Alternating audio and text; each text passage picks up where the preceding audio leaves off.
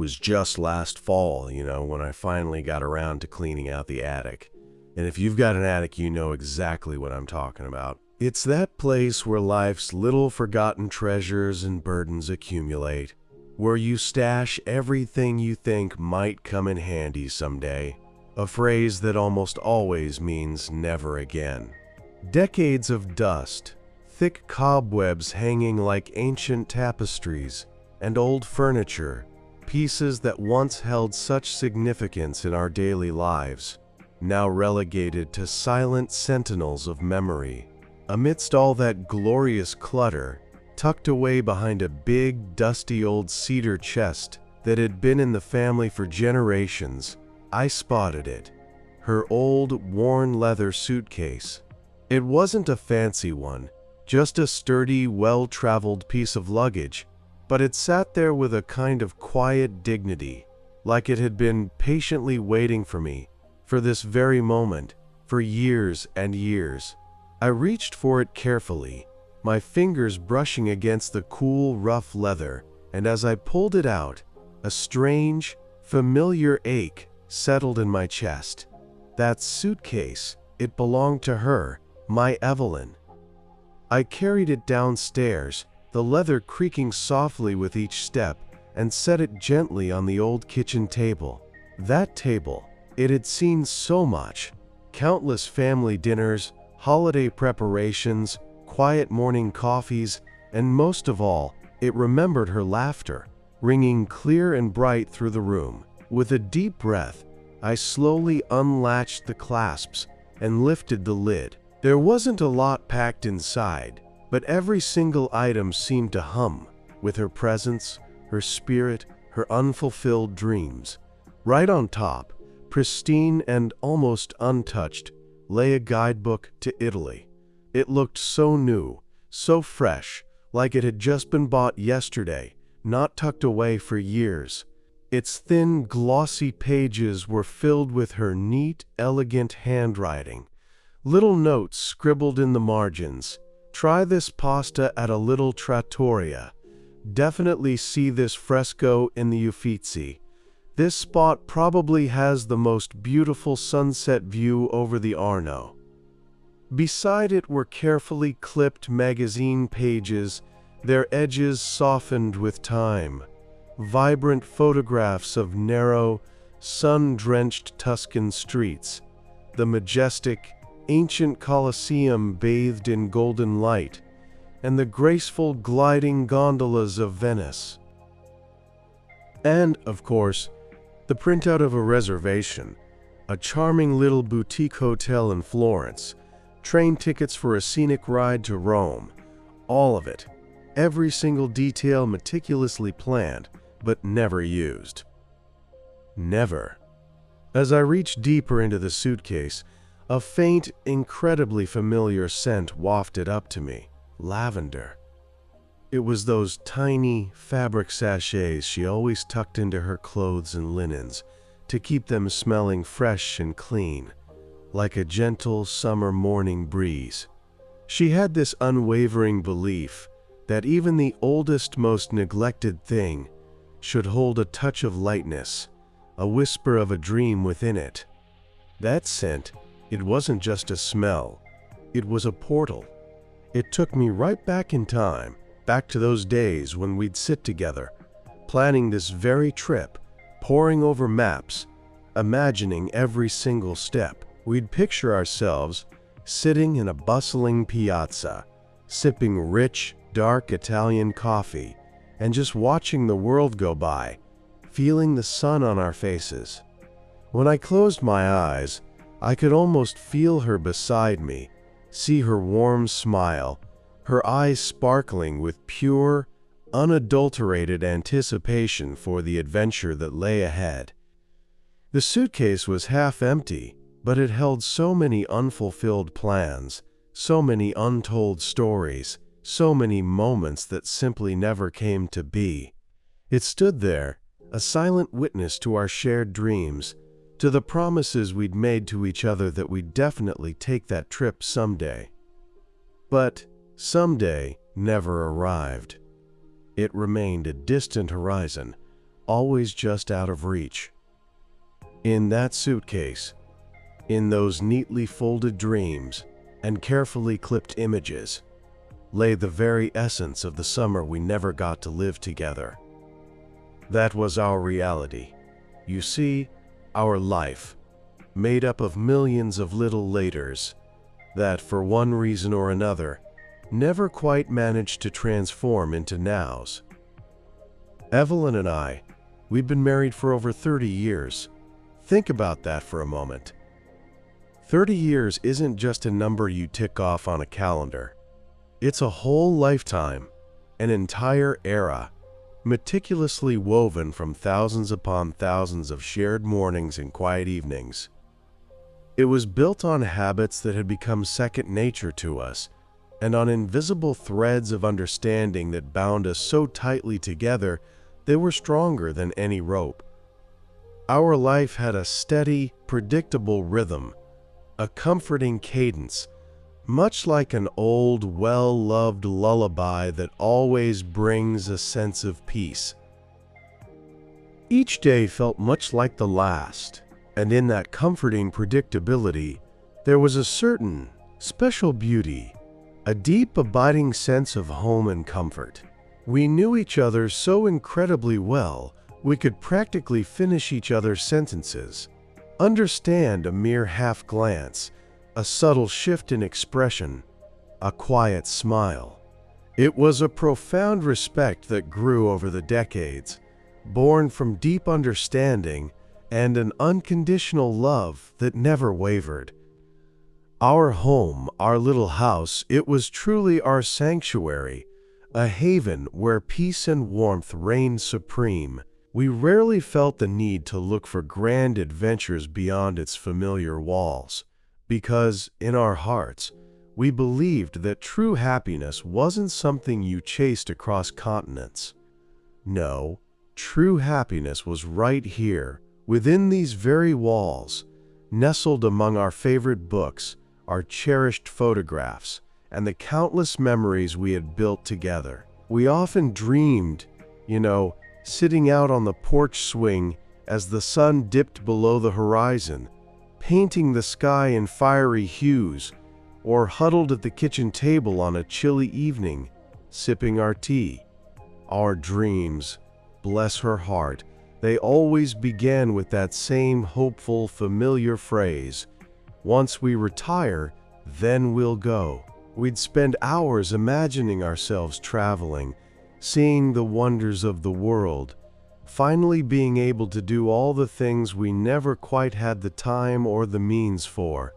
And Italy, oh, Italy was always at the very top of that list. Evelyn loved it so much, with a passion that seemed to transcend her, never having actually been there. She'd devour books about Tuscany, watch every documentary she could find about Rome, and when she did, her eyes would light up with a special, almost childlike glow, filled with longing and wonder. But every single summer, instead of packing those suitcases for distant, sun-drenched journeys, we'd find ourselves bogged down in the relentless cycle of everyday chores and responsibilities. First, there was the garden, our little patch of green, our small world that demanded constant, unwavering attention. Then the kids, growing up, needing our presence, our guidance, our help, and of course, our boundless love. And then, before we knew it, the grandkids arrived, bringing with them a whole new dose of pure, unadulterated joy, but also a fresh set of responsibilities that seemed to multiply with each passing year. There were always home repairs too. A leaky roof that needed fixing before the winter rains, walls needing a fresh coat of paint to brighten things up, or old furniture that needed to be updated or replaced. Life, it seemed, always had a way of throwing some urgent task or unexpected expense our way. Something that always seemed more pressing, more important than our grand dreams. And we, like diligent, obedient students following a strict curriculum would put everything off until later, until that mythical, elusive, convenient time that, in hindsight, never truly arrived. It was a peculiar kind of deferred life, where the brightest, most vibrant colors of our dreams stayed neatly tucked away on the palette, patiently waiting for their moment to shine, a moment that simply never came. Evelyn, my dear Evelyn, she truly was special. She didn't just dream of Italy. She lived those dreams every single day, in her own quiet way. She meticulously collected postcards from all over Italy, from the romantic canals of Venice, the artistic heart of Florence, the ancient grandeur of Rome, and even from tiny, picturesque, unknown towns I'd never even heard of. Each one was chosen with care, a little piece of her dream. She kept them in a special wooden box, a treasure chest of future adventures, and she'd spend evenings going through them, carefully spreading them out on the table, as if she were assembling a beautiful, intricate puzzle of our future trip. Each postcard, for her, was a tiny window into a world she so desperately longed to see, a glimpse of the life we promised ourselves. "For later," she'd say, her voice soft and full of conviction, as she gathered them up, and there wasn't a single hint of reproach in her tone, just a boundless, unwavering faith that this later would surely, inevitably come. Evelyn was the light in my life, a true ray of sunshine that had the power to chase away any cloud, no matter how dark. She was always so lively, with a sparkling sense of humor that could make me laugh even on the gloomiest, most challenging day. Her laughter was infectious, light and airy, like the gentle chime of little bells, and it often filled our home, chasing away any lingering quiet. She had an amazing, almost uncanny love for details, for those tiny, often overlooked things that most people simply don't notice. She could talk for hours about the subtle way the sky changed color at sunset, painting itself in 1,000 hues, or describe the earthy, clean smell of rain after a long, hot spell. She'd point out tiny wildflowers pushing stubbornly through cracks in the asphalt, marveling at their sheer resilience. For her, the entire world was brimming with wonders, and she possessed this incredible gift of seeing them in everything, no matter how small. I, on the other hand, was pretty much her complete opposite. I was practical, grounded, a bit slow to make big decisions, always meticulously weighing all the pros and cons before taking even a single step. I was the one with my feet firmly planted on the ground, while she, my beautiful Evelyn, was the one who effortlessly floated among the clouds, always reaching for something higher. And maybe, just maybe, it was that very difference that made us so complete, so perfectly complementary to each other. She, with her boundless imagination, inspired me to dream beyond the everyday, and I, with my steady nature, gave her a sense of stability, a safe harbor to return to. We rarely argued, because our differences were more about complementing each other's strengths than creating conflict. If any small misunderstandings did arise, they quickly dissolved, either in her easy, light-hearted laughter or in my quiet, unspoken agreement. We often laughed together, and it was the kind of laughter that came straight from the soul, from a deep, unspoken understanding and an unconditional acceptance of each other's quirks and qualities. We laughed at our own silly mistakes, at funny situations that life threw our way, and at the sheer absurdity of life in general. But those dreams, those beautiful, vibrant dreams, we always seemed to put them in line, as if they were just another chore on a never-ending to-do list. There was always some reason, some pressing matter, to put them off until later. Either the kids needed our undivided attention with their school projects or personal struggles, or unexpected financial issues would crop up, demanding our immediate focus. Sometimes it was health problems, either ours or those of our aging parents, that would take precedence. Life, it seemed, constantly threw challenges at us that demanded immediate resolution, and our dreams, those light and airy aspirations, seemed less important, less urgent, compared to the pressing problems right in front of us. We lived by that old principle: work first, then pleasure. And that pleasure, that grand adventure, was constantly pushed back, indefinitely, to some vague future date. She never, not once, reproached me for it. She never said, "I told you so," or "Why didn't we go then, when we had the chance?" She just waited with a quiet hope in her eyes, with an unwavering faith that someday, surely someday, we would finally be able to take our trip. Her patience was truly boundless, and, frankly, sometimes I even took advantage of it, in my own oblivious way. I knew, deep down, that she would understand, that she would support any decision I made, and that understanding, that unwavering support, gave me a kind of false sense of security.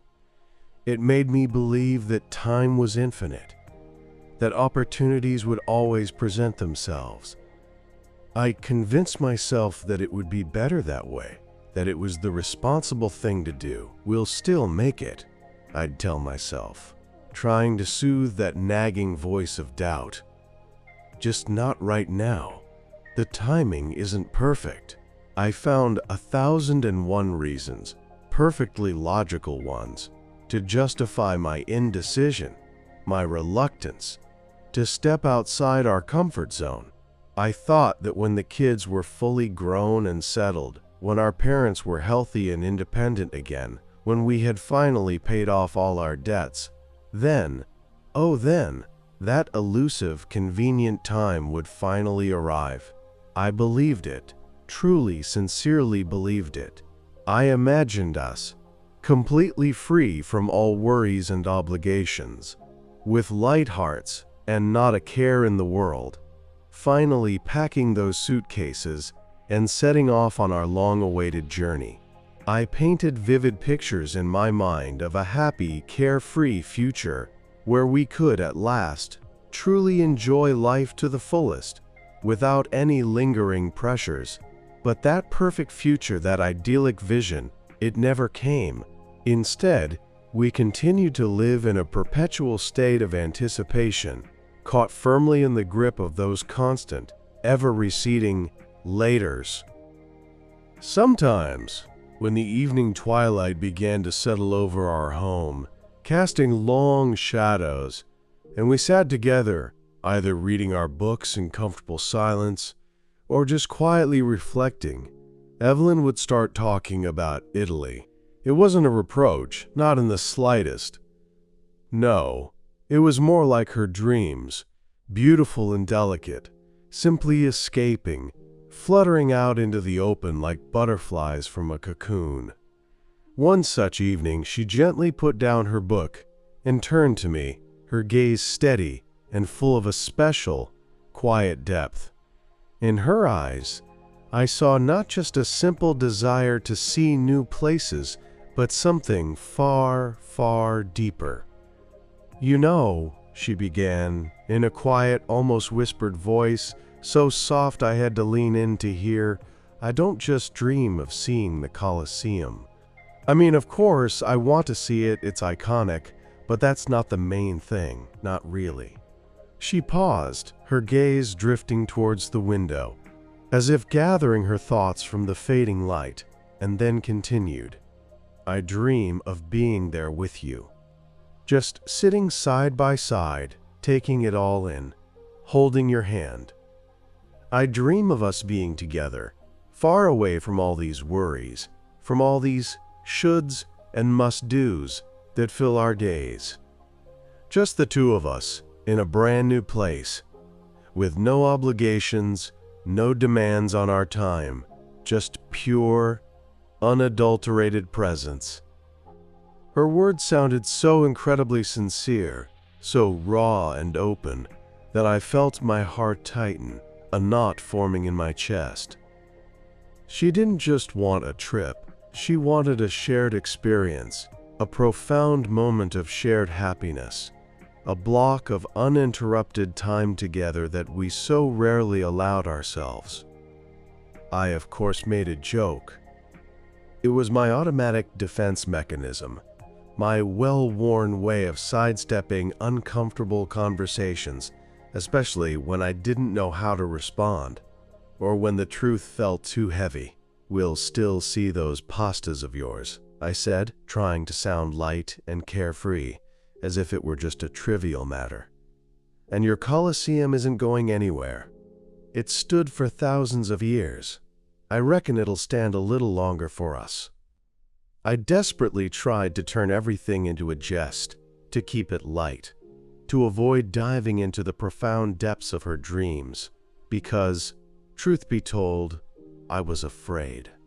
Afraid that I couldn't offer her what she truly desired, afraid to disappoint her, afraid to admit that I myself had no idea when or if we'd ever be able to take that trip. She smiled, but it was a little different from her usual smile. It wasn't that bright, sparkling, infectious grin that could melt any ice and light up a room. No, this was a smile tinged with a slight, almost imperceptible bitterness, a gentle sadness that settled around her eyes. In that smile there was understanding, a quiet acceptance of my limitations, but also an unseen sorrow, a deep, quiet melancholy. She must have felt even then, in that very moment, that time was relentlessly slipping away, that later might, in fact, never come. I, in my blindness, didn't pay it much mind. I was too wrapped up in my own thoughts, my own anxieties, my own fears about the future. I didn't realize that this was her last, desperate call to action, her final, heartfelt plea for us to finally let go of all our worries and just go. And I missed it. Completely. Then the illness progressed. It was relentless, moving faster than we had ever expected, far quicker than we could have possibly imagined. It arrived quietly, insidiously, like a thief in the night, and began to slowly steal her strength, her vibrant energy, her very zest for life. At first, it was just persistent fatigue, a weariness that wouldn't lift.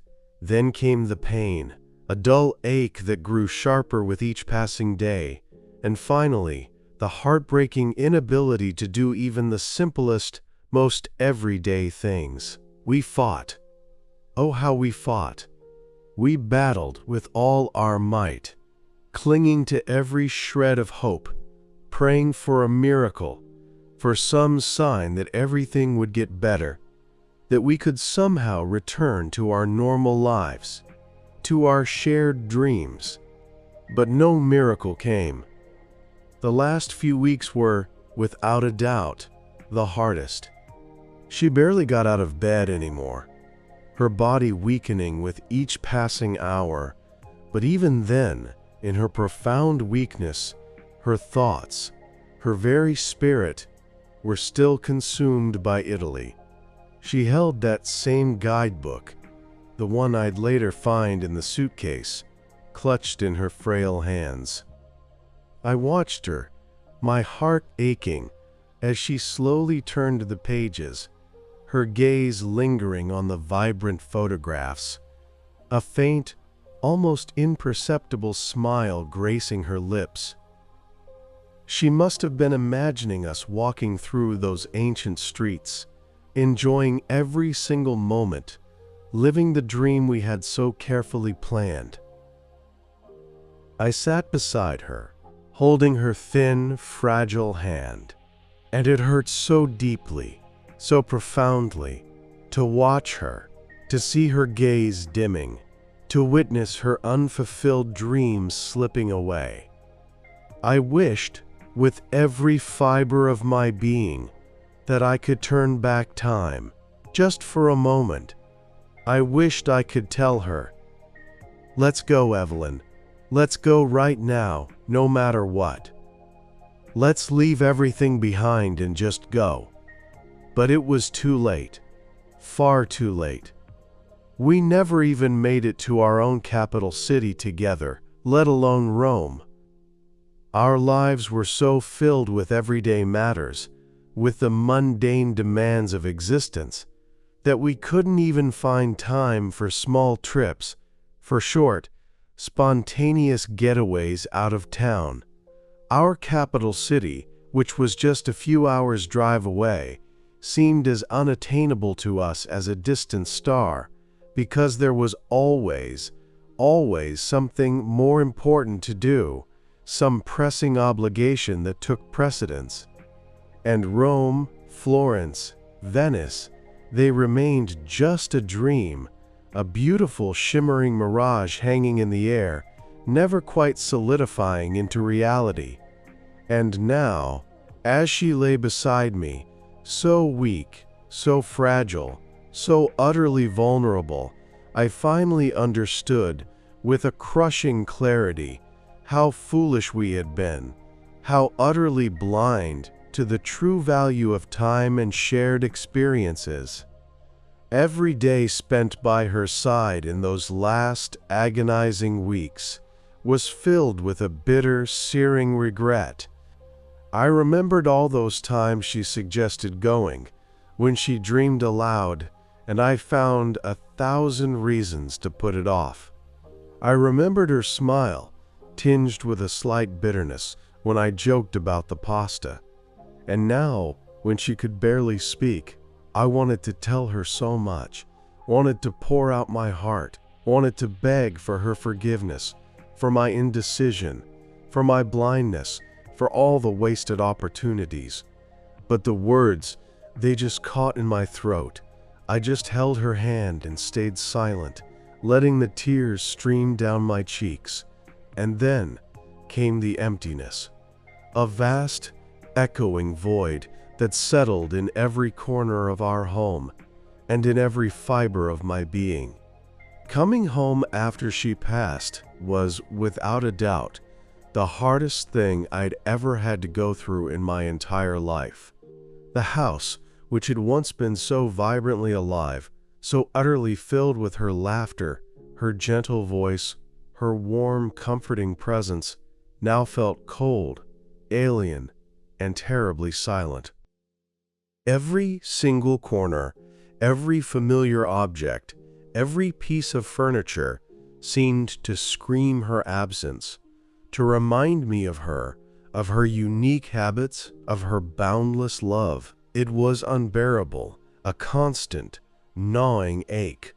I walked through the rooms like a ghost, a phantom in my own home, not knowing where to go, what to do, how to exist in a world without her. The very first thing I did, almost instinctively, was to walk over to her nightstand by the bed. She always kept her most treasured, most personal things there, within easy reach. And there they were, those very same tickets, the ones we never used, the ones for our Italian adventure.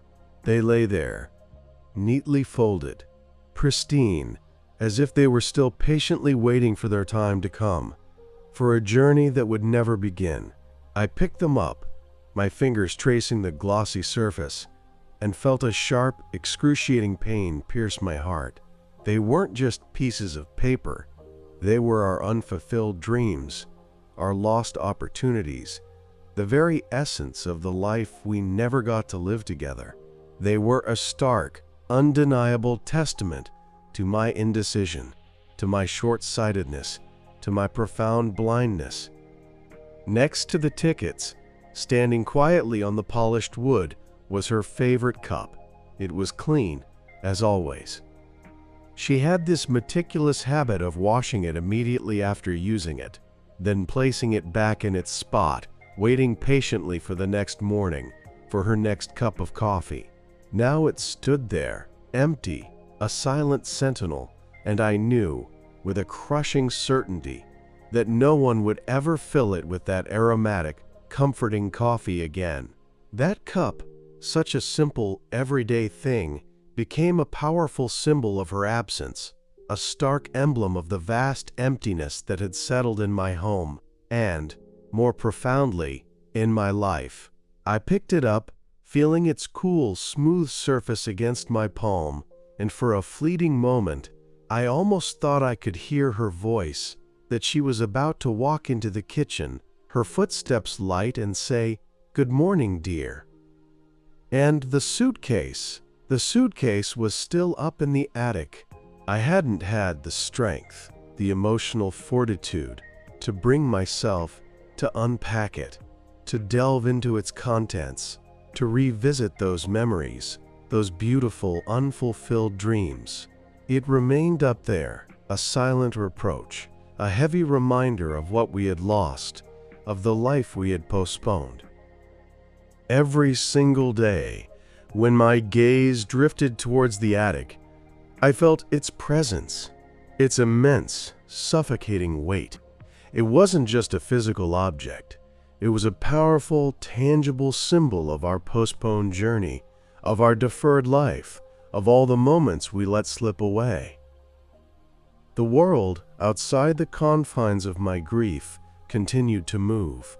Cars drove by on the street below, their sounds a distant hum. People hurried to work, their lives moving forward with purpose. Children laughed as they walked to school, their innocence a stark contrast to my sorrow. Life, in all its vibrant, relentless energy, buzzed on, completely unaffected by my profound loss. Only I stood still. I felt like a tree that had been uprooted, stripped of its very essence, and now just stood there, swaying aimlessly, not knowing which way to turn, where to go next. Every single day was an agonizing test of endurance. Every hour felt like an eternity. I felt utterly disconnected from reality, from everything that had once seemed so important, so meaningful. The emptiness was all-consuming, a vast, cold ocean, and I had no idea how to begin to fill it, how to navigate its depths. The daily routine, which had once been such a familiar and even comforting anchor in my life, now transformed into a form of slow, agonizing torture. Each morning began with the stark, brutal realization of her absence. There was no longer the comforting, rich aroma of freshly brewed coffee that used to fill the kitchen. No more sound of her light, graceful footsteps. No more of her gentle morning chatter that always brightened the start of my day. I made coffee for myself, mechanically, but it tasted bland, utterly devoid of flavor, no matter how much sugar I spooned into it. Breakfast passed in complete, oppressive silence, and that silence, oh, that silence was deafening, a constant reminder of what was missing. Before, when I woke up, I always heard her music. She had this wonderful habit of turning on the radio in the kitchen, and from it would drift light, cheerful jazz melodies or soothing classical compositions. It was her way of starting the day, her ritual to fill our home with harmony and beauty. Now the radio remained silent. I was afraid to turn it on, because I knew, deep down, that the music would only emphasize her absence, that it would force me to remember how she used to sing along to her favorite songs, how she would sometimes dance a little jig while making breakfast. The silence was heavy, truly oppressive. but I preferred it to the sharp, piercing pain of those vivid memories. In the yard, nestled under the sprawling branches of the old apple tree, stood a simple wooden bench. We had put it there many, many years ago, and it had become our absolute favorite spot. It was on that very bench that we planned our retirement trips, those grand adventures we always promised ourselves. We'd sit there for hours, lost in conversation, painting vivid pictures in our minds of future escapades, discussing routes, poring over maps, dreaming of Italy. Every single time I walked past that bench now, I felt a sharp, agonizing pang of pain. It stood there, empty, desolate, as if it were still patiently waiting for both of us to return. And its emptiness was just as painful a reminder of our lost dreams, our unfulfilled promises, as that silent suitcase in the attic. I tried desperately to keep myself busy, to occupy my mind with anything, just so I wouldn't have to think, so I wouldn't have to feel that crushing emptiness. I cleaned the house meticulously, as if scrubbing away the dust could scrub away the sorrow. I went grocery shopping, performed all the mundane tasks we used to do together. But it all felt meaningless, joyless, utterly devoid of purpose. Every action was mechanical, mindless, performed by a body that moved but felt no soul within. My thoughts relentlessly, constantly returned to her infectious laughter, to her loving gaze, to her vibrant dreams. The silence was irritating beyond measure. It seeped into every crack, every crevice, filling every inch of space, suffocating me. I wanted to scream, to shout, to break something, anything, just to shatter that oppressive, suffocating quiet. But I couldn't. I just sat there, slumped, completely submerged in my own thoughts, in my own overwhelming memories. I was afraid to turn on the radio, afraid to hear music, afraid that it would only make me remember her even more intensely, more painfully. I was trapped, utterly trapped in my own grief, in my own profound emptiness. And I had no idea, no earthly clue how to escape it. Days dragged on slowly, each one blending into the next, like a thick, impenetrable fog that enveloped everything around me. I lived in a kind of hazy oblivion, a constant state of profound sadness that had become my sole, unwavering companion. My daughter, bless her heart, she came to see me often. She tried so hard to support me, to comfort me, to pull me out of my despair, but I was like a stone wall, unyielding, letting no light, no comfort, no hope pass through. She saw my raw, aching grief, and that, I suppose, was as painful for her to witness as it was for me to endure. One time, when she was helping me sort through some old things in the attic, yes, that very same suitcase, I still hadn't brought myself to go through it alone. She stumbled upon it. She carefully opened it, and her gaze, full of curiosity and then dawning realization, immediately fell upon the guidebook, the magazine clippings, and those tiny, fragrant lavender sachets. She knew about her mother's lifelong dream of Italy, because Evelyn had often talked about it with her, sharing her aspirations. She gently pulled out a few souvenirs from the suitcase that Evelyn had bought years ago, hoping, I suppose, that they would one day become tangible reminders of our actual trip. They were small magnets, little keychains, some other tiny trinkets, all kept with a special, almost sacred tenderness. She held them in her hands, her fingers tracing their small forms, and her eyes, those beautiful eyes so much like her mother's, slowly filled with tears. "Dad," she said in a quiet voice, a voice that barely broke through the thick lump in my throat, "why didn't you go?" It didn't sound like an accusation, not at all. No, it was more like a cry, a wail from the very depths of her soul, a question to which she herself couldn't find an answer. There was such genuine pain in her voice, such profound sorrow, that I felt my own heart breaking into a million pieces all over again. She wasn't reproaching me, she simply wanted to understand, to comprehend why her beloved mother had never fulfilled her most cherished dream. I looked at her tear-filled eyes, and a wave of shame washed over me.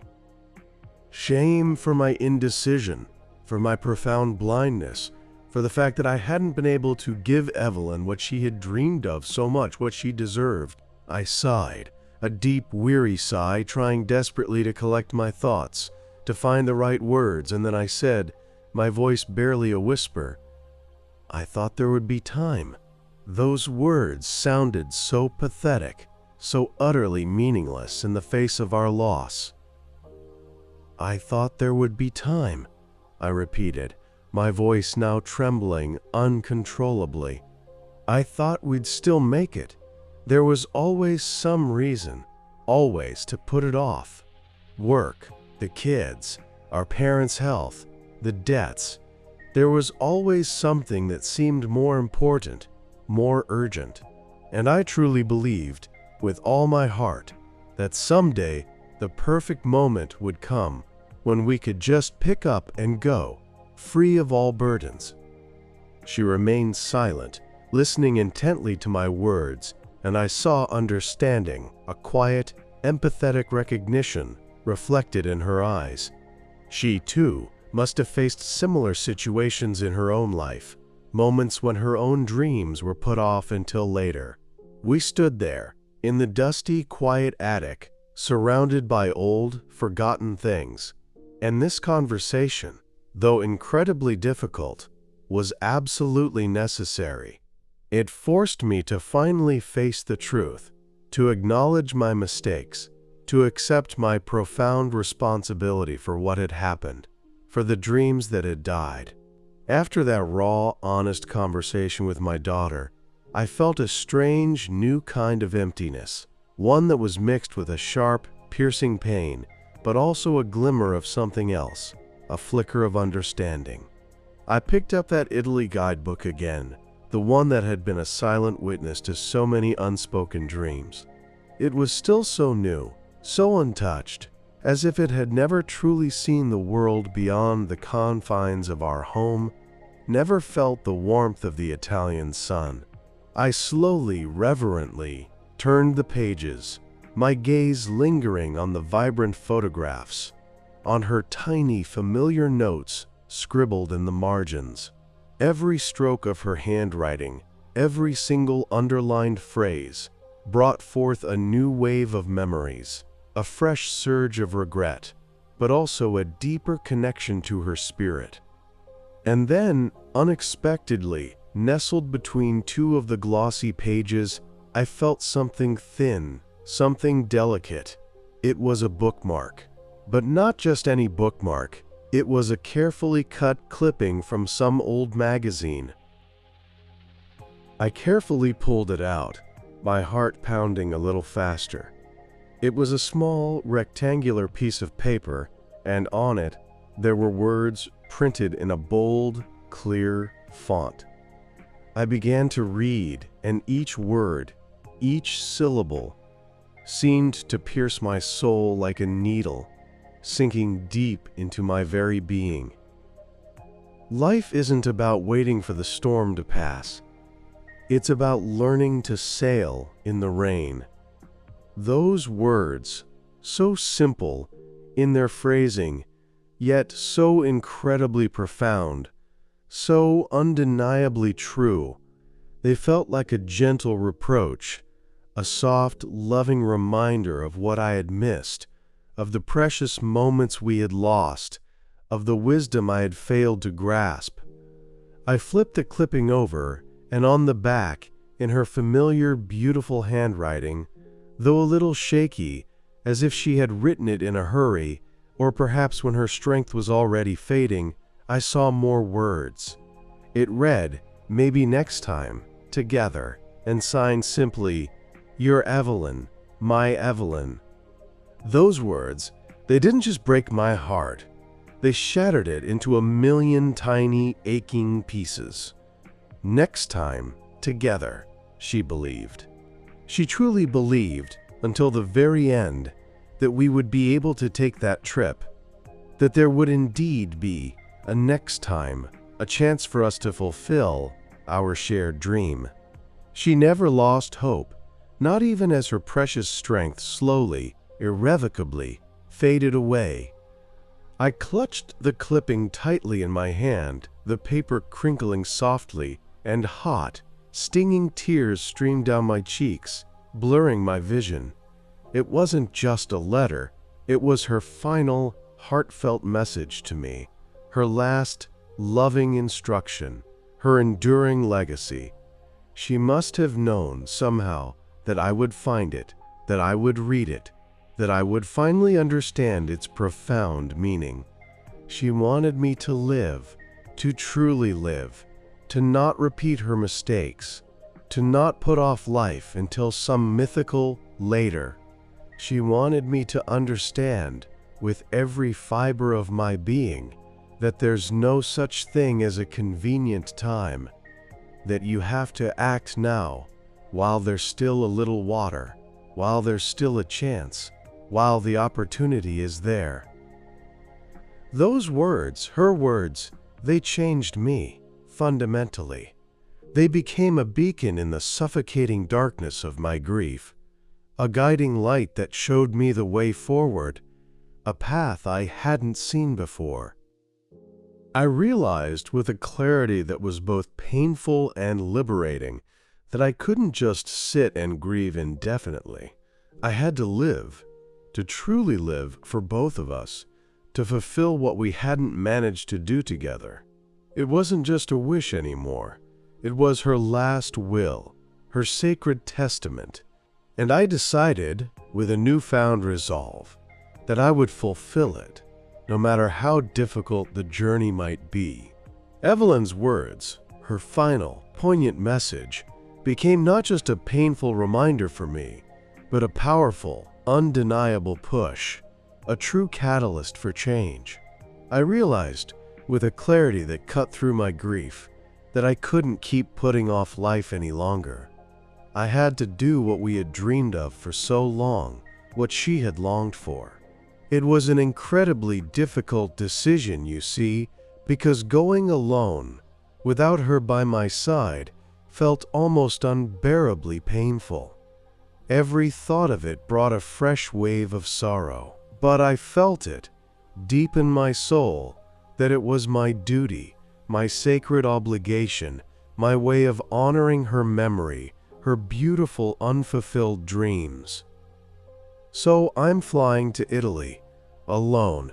It was a strange, bittersweet journey, unlike any I had ever taken. Every single step I took, every new sight I beheld, every glance at a new ancient city was permeated by her presence, by the echoes of her dreams. I found myself constantly imagining how she would react to this or that, what she would say, what she would feel, how her eyes would light up with wonder. It was as if she was right there beside me, an invisible companion, but one whose presence was so palpable, so real, I could almost reach out and touch her. I walked through the narrow, winding streets of Florence, breathing in its unique blend of history and life, soaking in its timeless beauty.